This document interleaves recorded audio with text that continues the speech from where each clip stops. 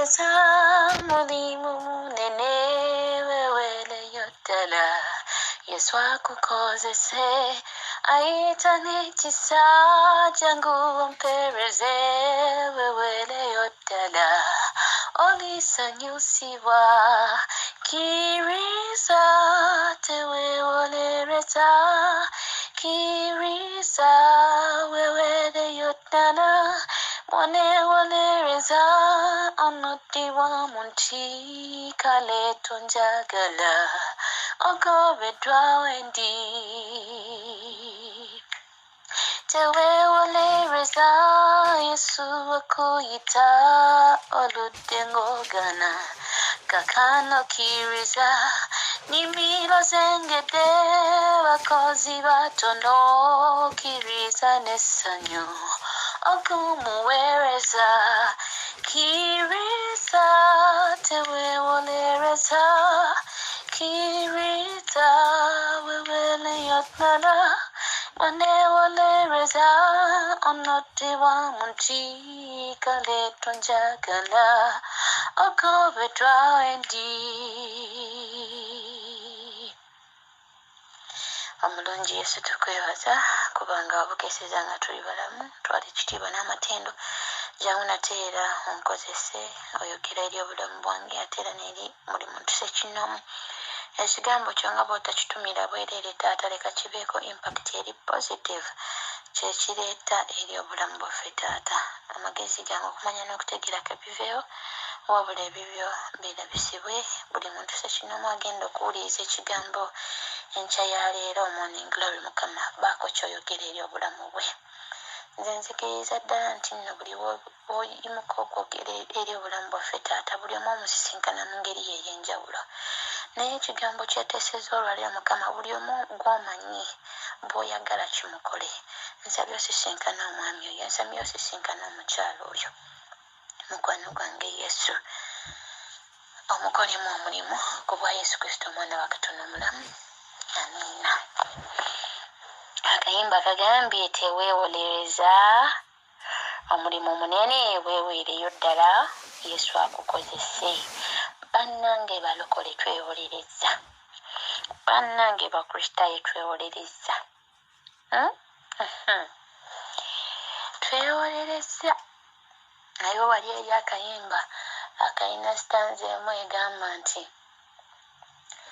oba toli mwogezi nnyo okwenkana Pawulo yogera ku Yesu kyokka nga yafa kulwa bonna bw'oba at least ne bw'oba tolina bigambo bingi at least gamba abantu bannange Yesu yafa kulwa ffenna bannange Yesu alokola era awonya bannange Yesu abaagala those are just simple words naye omuntu nze nabagambako when I was once depressed and stressed naye omuntu yajja nangamba majo God loves you it's like I didn't know it nawuliranga eyali atakimanyi saawa eyo nawuliranga eyali atakiwulirangako nti Yesu anjagala naye bwe yakyogera ndowooza Mukama yamukozesa nekijja nga kiriko amaanyi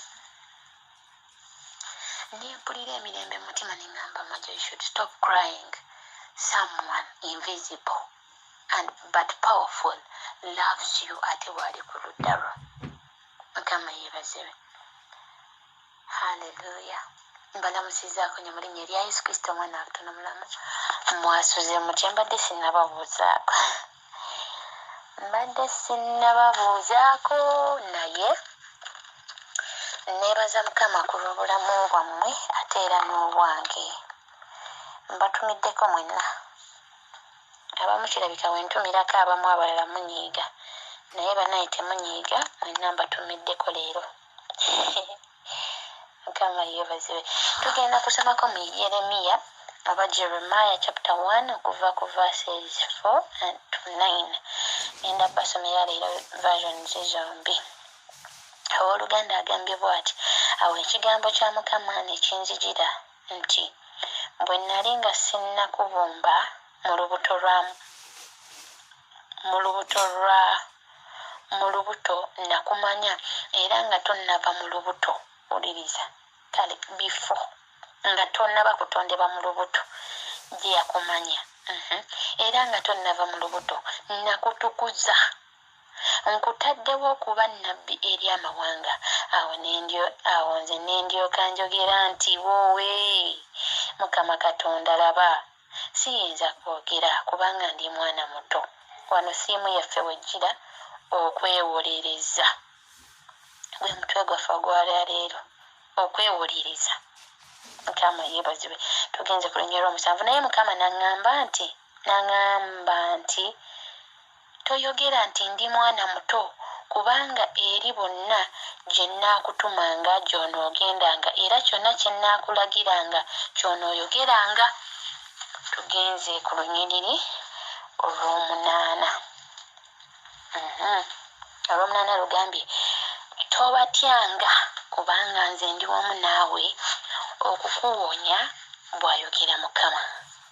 Olunyiriri English version egambye then the word of the Lord came to me saying, before I formed you in the womb I knew you, before you were born I sanctified you, I ordained you a prophet to the nations.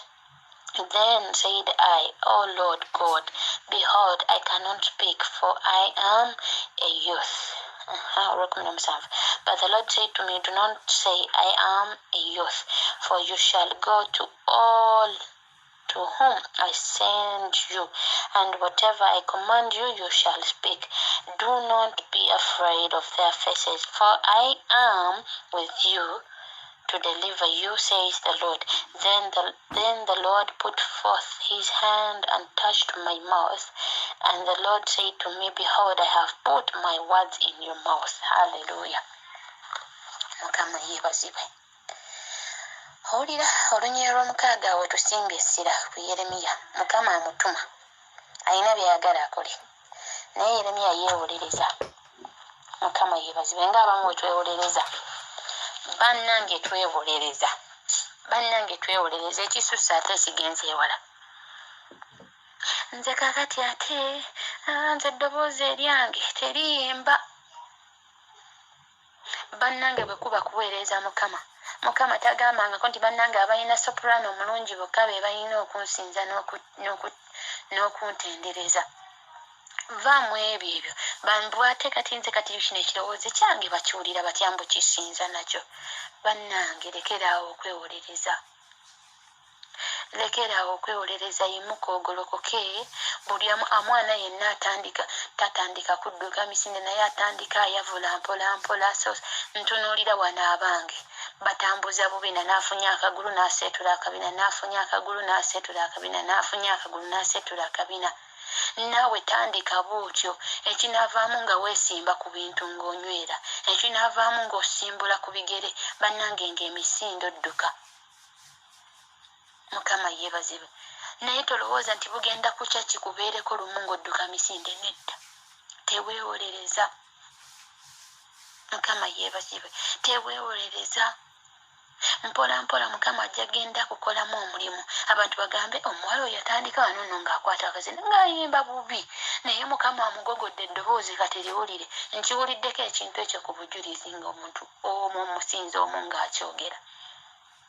Mukama yeebazibwe.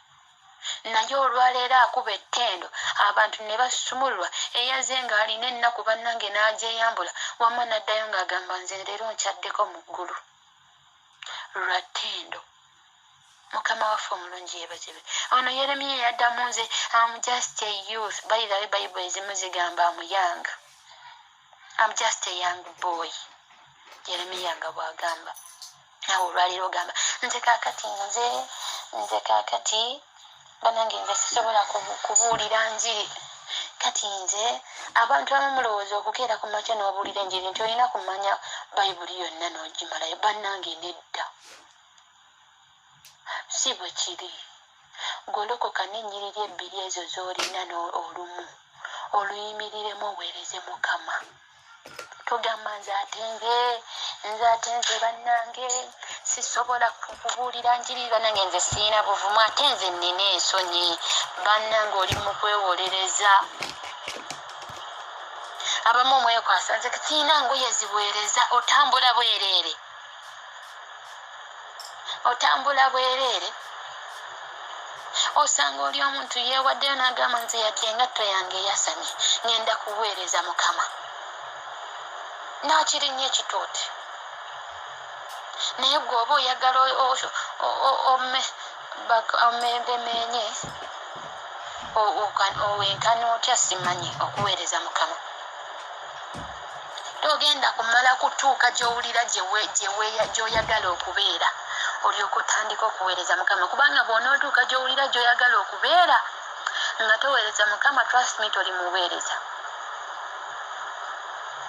mukama waffe omulungi yeebazibwe muve mu byokwewolereza ate nze nanaagira bannange ate nze nakula bwe nti abantu bajja kunnyoma bajja kumpisaamu amaaso ate nze ndi wa bitundu bannange mulekeraawo okwewolereza naye mugolokoke muweereze mukama golokoka okole mukama kyakugambye oba bagenda kunyooma nti oli muto mukama bw'aba akugambye wano wenkwagala golokoka genda abakunyooma bakunyoome but trust me mukama akutegekeddeyo abagenda okukkiriza ekyo mukama kyakwetiisizza okubatuusaako mukama yeebazibwe mulekeraawo okwewolereza bannange bakristaayo bannange mulekeraawo okwewolereza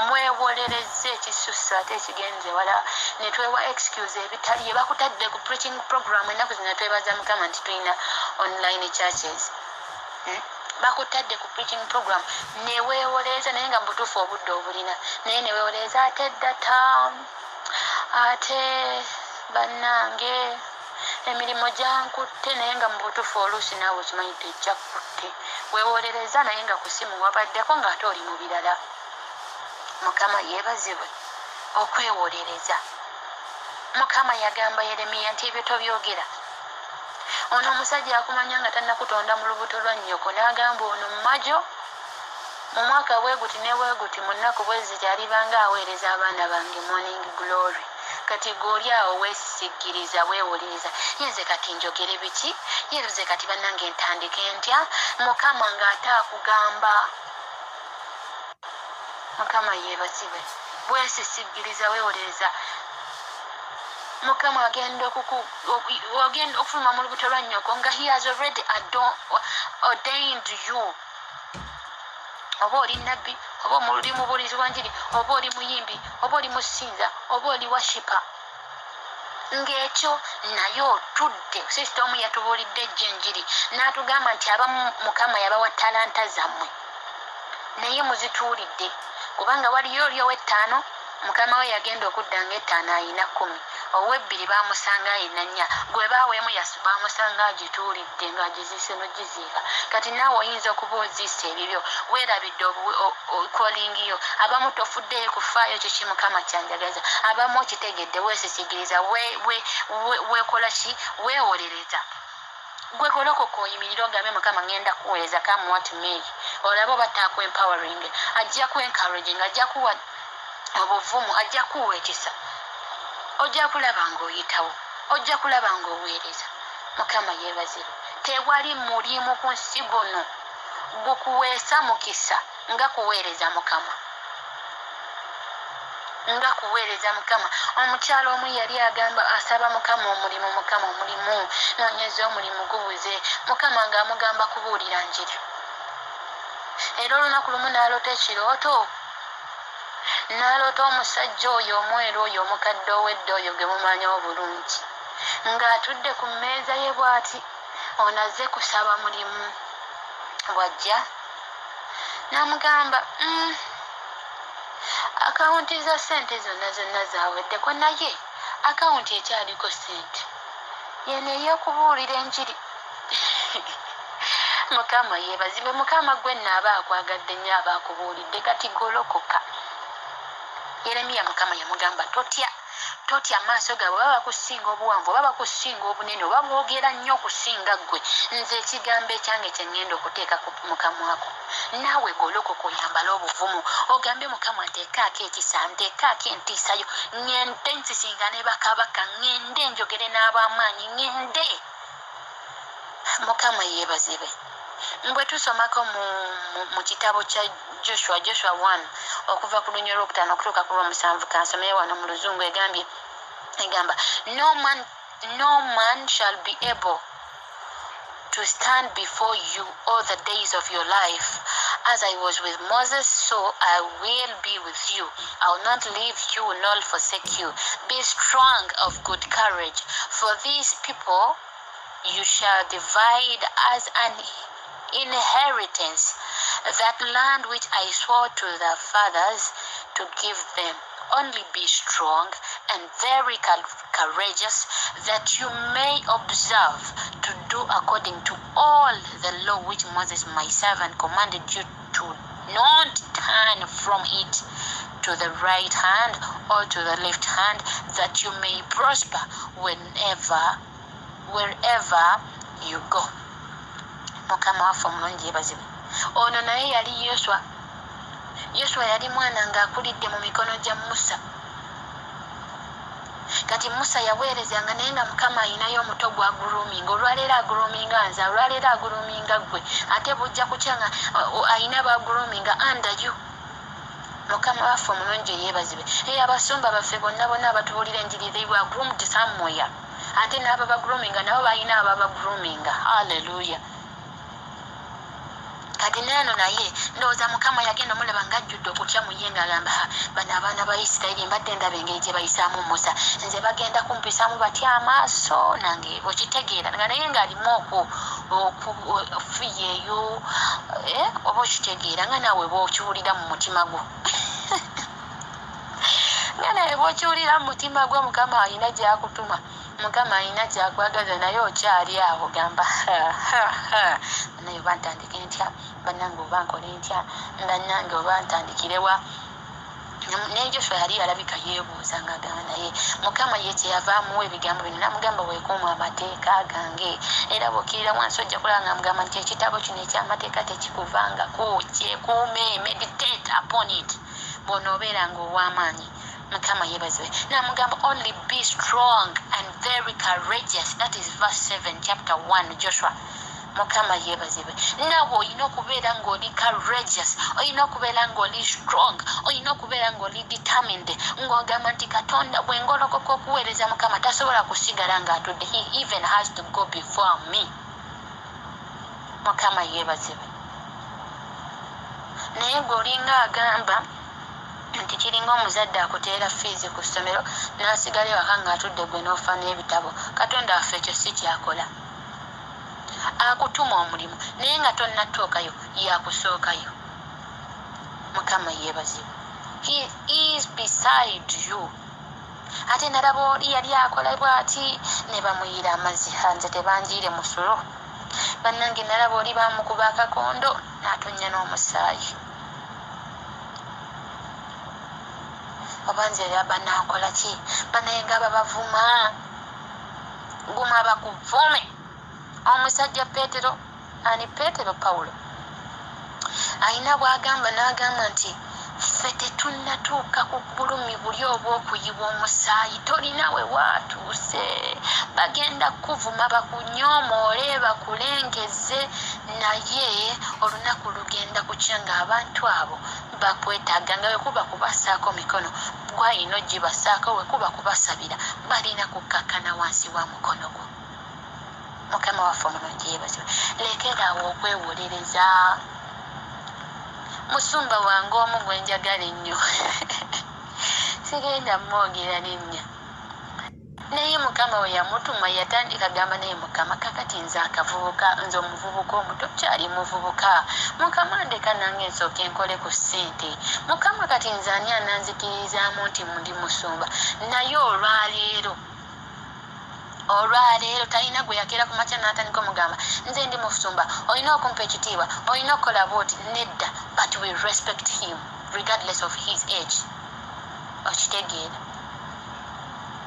Mukama yeebazibwe. Lwaki? Calling ye Mukama gye yamuwa yajja eri full packed, ng'ekitiibwa ekimusaana ne calling ye ne age ye kyekyo kimala. Ono Yeremiya yali muto naye Mukama agenda okupulaninga nti abumbibwe mu lubuto lwa nnyina, atuuke okufuluma ng'ekitiibwa calling respect ne favor byonna ebirina okutambulira ku bulamu bwe Mukama nga yamala dda obimwambaza. Kaakati ng'asobola okunyeenya amawanga ojja kukirira awo olunyiriri lwa 10, lwa 11, 12 awo ojja kubiraba nga Mukama amuwadde obuyinza amenyemenye asigukulule asimbulule byonna ojja byesomera. Naye olowooza waliwo asimba nga atudde? Olowooza waliwo asimba nga atudde? Olowooza waliwo anyeenya amawanga nga atudde? Oyina kugolokoka. Ne bizinesi bw'oba onoogifuna muto tuulawo n'ogamba ngenda kola bizinesi eno capital wuuno n'otuula ne capital. You have to take a step. N'ogamba kati kanoonya ekifo, kati bizinesi kyetambula n'ogifuna, kakati n'otandika okukola. Mpola mpola bizinesi n'egenda ng'ekula.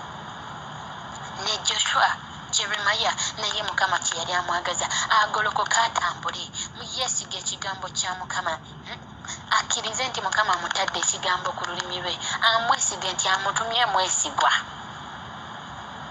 Okitegeera? Era amawanga Yeremiya yaganyeenya. Naawe ojja ganyeenya singa onojjamu olwo olw'enkuluukulu okwewolereza n'okwenyoma. Abamu twenyoma nga Mukama osobola okuyimba naye oli awo osirise. Oyimbire no mu kimugunyu, yimbira no mu kimugunyu eno ng'osinza ku Mukama, naye osobola n'okubeera nga newobeera wekka tosinza Mukama. Bannange abasinza mujje tusinze, osigala katebe ng'otudde. Okitegeera? Banaye gwe nga tolina kyokola oli aweewolereza. Bagamba tusabe, nze simanyi kusaba. Bannange tusome Bayibuli, Oluganda luntawanya. N'ey'Oluzungu nakyo tofuddeeyo. Kwegamba oli awo gwe mu buli ango oyina excuse. Bannange tulongoose ekkanisa omugongonze gwankutuka. Bannange tusiimule ku butebi, bannange nze emikono ginnuma. Bannange tukole bwe tuti buli kimu oyina excuse. Tulekeraawo okwewolereza, tuweereze Mukama. Buli muntu ali ku nsi kuno Katonda yagenda okusalawo obeerewo ng'olina omulimu gw'olina okutuukiriza mu bwakabaka bwa Katonda. So lekeraawo okwenyuma, golokoka, tandika nekyowulira kyokola. Nze ndabyeko oli n'agamba kangende mu worship team. Ng'agenze bugenzi n'agamba kangende mu worship team ntandika okuweereza Mukama, kanyingire kwaya ntandika okuyimba mpeereze Mukama nange.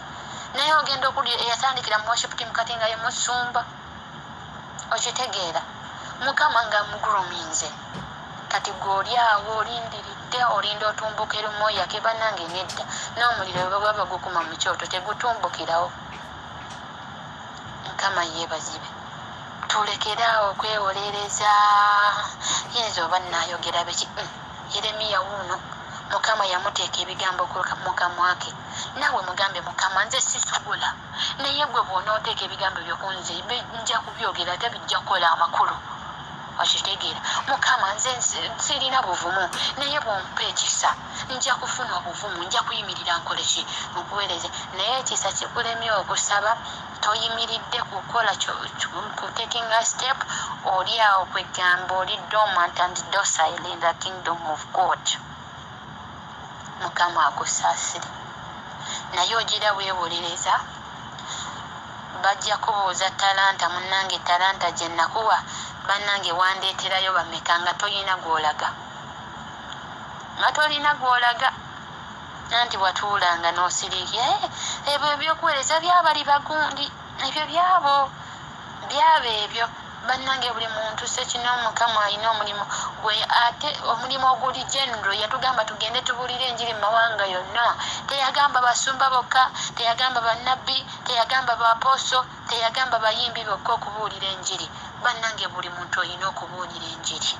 Faayo nnyo omanye Mukama kyakwagaza. Ebyokwewolereza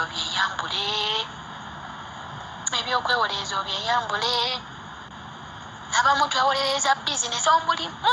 Bannange omulimu tegunzikiriza.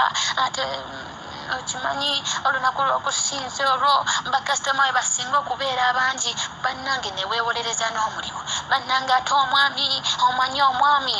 Bannange ate abaana ne bafuuka abaana. Bannange omukyala n'afuuka omukyala. Mukama yeebazibwe. Program yourself. Ecclesiastes 3 agamba nti no, there is time for everything. Program yourself.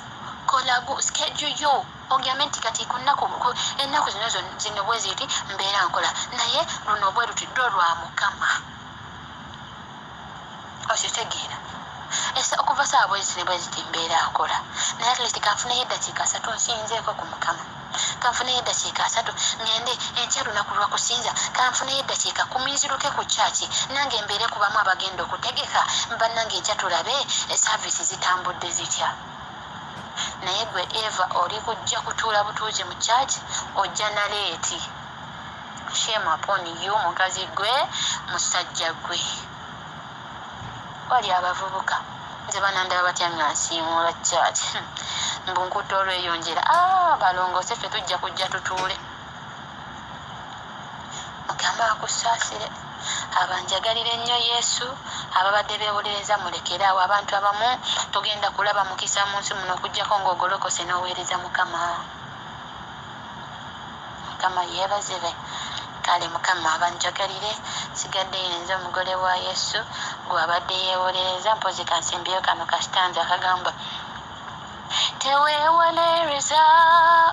teweewolereza okulwa kyakabi ng'otenguwa Yesu oye yakwagala mu kiseera kino